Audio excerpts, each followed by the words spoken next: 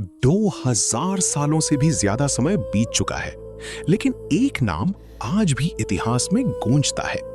Cleopatra the seventh फिलोपैटर, एक रानी जिसने राजाओं को अपने प्रभाव में लिया, एक शासक जिसने साम्राज्यों को चुनौती दी, और एक ऐसी महिला जिसकी असली कहानी आज भी एक रहस्य है।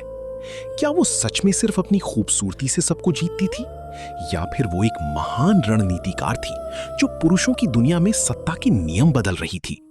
और सबसे बड़ा सवाल, उसकी कब्र आज तक क्यों नहीं मिली? क्लियोपैट्रा को अक्सर एक महान मिस्री रानी के रूप में देखा जाता है, लेकिन सच्चाई ये है, वो रक्त से मिस्री नहीं थी। वो टॉलेमिक डायनेस्टी से संबंधित थी, एक यूनानी मूल का शाही परिवार जिसने अलेक्जेंडर द ग्रेट की मृत्यु के बाद मिस्र पर शासन किया। पीढ़ियों तक उसके पूर्वज ग्रीक भाषा बोलते थे और विदेशी शासकों की तरह रहते थे, लेकिन क्लियोपैट्रा अलग थी। वो अपने वंश की पहली शासक बनी जिसने मिस्र की भाषा सीखी। उसने स्वयं को देवी आइसिस का जीवित अवतार प्रस्तुत किया। ये केवल प्रतीकात्मक नहीं था, ये एक राजनीतिक बुद्धिमत्ता थी। इससे उसने जनता का विश्वास और समर्थन हासिल किया, जैसा पहले किसी शासक ने नहीं किया था। सदियों से क्लियोपैट्रा को इतिहास की सबसे सुंदर महिला के रूप में प्रस्तुत किया गया है, लेकिन प्राचीन स्रोत कुछ और बताते हैं। ग्रीक इतिहासकार प्लूटार्क ने लिखा कि उसकी सुंदरता अकेले असाधारण नहीं थी। जो चीज उसे अविस्मरणीय बनाती थी वो कुछ और थी। उसकी बुद्धिमत्ता, उसकी आवाज, उसकी उपस्थिति। क्लियोपैट्रा अत्यंत शिक्षित थी और उसने अध्ययन किया था दर्शन, गणित, खगोल विज्ञान, राजनीतिक रणनीति। कहा जाता है कि वो कई भाषाएं धारा प्रवाह बोल सकती थी, संभवतः अपने समय के किसी भी शासक से अधिक। एक ऐसी दुनिया में जहां पुरुषों का प्रभुत्व था, क्लियोपैट्रा ने केवल सुंदरता पर निर्भर नहीं किया, उसने अपने दिमाग का उपयोग किया।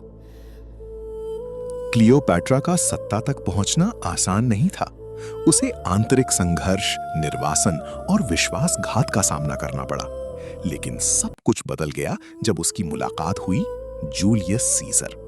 कहानी के अनुसार वो खुद को एक कालीन में लपेटकर उसके महल में पहुंचाई गई। ये एक फिल्म जैसा लगता है, लेकिन ये एक महत्वपूर्ण बात दर्शाता है।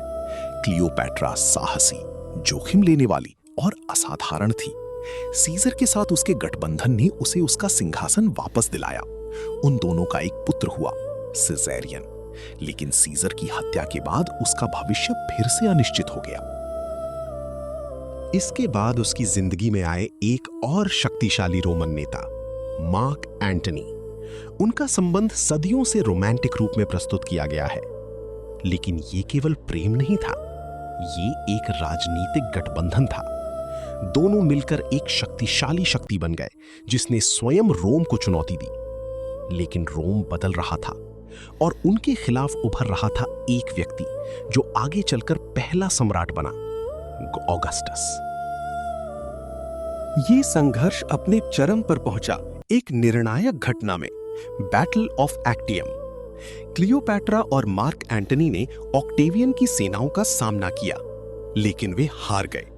इस हार ने सब कुछ बदल दिया। उनका साम्राज्य समाप्त हो गया, उनकी शक्ति खत्म हो गई और उनका भाग्य तय हो गया। इसके बाद जो हुआ वो इतिहास के सबसे बड़े रहस्यों में से एक है। सबसे प्रसिद्ध कहानी ये है कि क्लियोपैट्रा ने एक जहरीले सांप, एस्प, के डसने से अपनी जान ली। लेकिन इतिहासकारों में इस पर मतभेद है। अन्य सिद्धांत बताते हैं छिपा हुआ जहर, जहरीला मरहम, एक सावधानीपूर्वक योजनाबद्ध आत्महत्या। उसने ऐसा क्यों किया? क्योंकि क्लियोपैट्रा अपमानित नहीं होना चाहती थी। वो रोम में एक बंदी रानी के रूप में प्रदर्शित नहीं होना चाहती थी। इसलिए उसने मृत्यु को चुना, अपने तरीके से। लेकिन सच्चाई क्या है? आज भी अज्ञात। आज भी क्लियोपैट्रा अपने रहस्यों की रक्षा कर रही है। उसकी कब्र कभी नहीं मिली। इतिहासकारों का मानना है कि उसे मार्क एंटनी के साथ दफनाया गया था। सबसे संभावित स्थानों में से एक है टैपोसिरिस मैग्ना।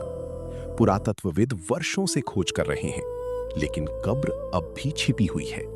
यदि ये मिल जाती है तो ये उजागर कर सकती है उसकी मृत्यु का सत्य, प्राचीन मिस्र के खजाने और इतिहास के सबसे बड़े रहस्यों में से एक का उत्तर।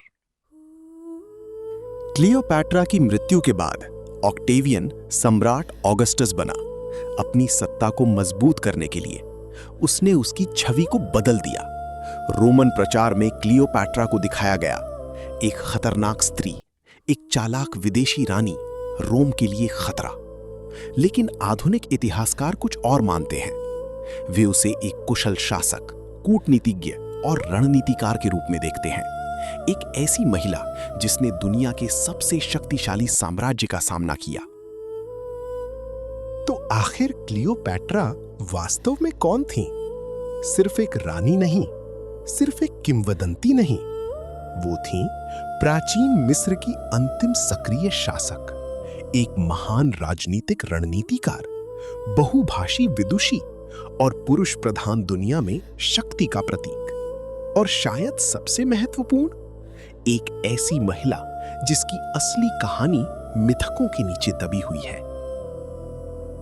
क्लियोपैट्रा की कहानी केवल इतिहास नहीं है, ये एक पहेली है। एक कहानी जिसे सत्ता, राजनीति और दृष्टिकोण ने आकार दिया है। और कहीं मिस्र की रेत के नीचे उसका अंतिम रहस्य अब भी खोजे जाने का इंतजार कर रहा है। तब तक क्लियोपैट्रा का रहस्य जीवित है।